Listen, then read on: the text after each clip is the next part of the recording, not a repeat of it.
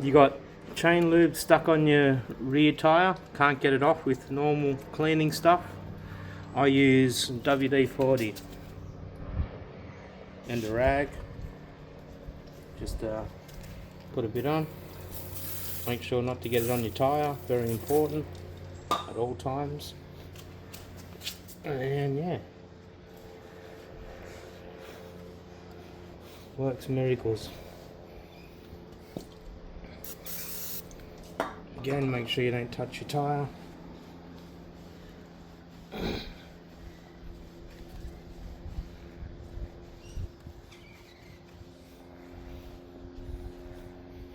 Voila, chain lube gone.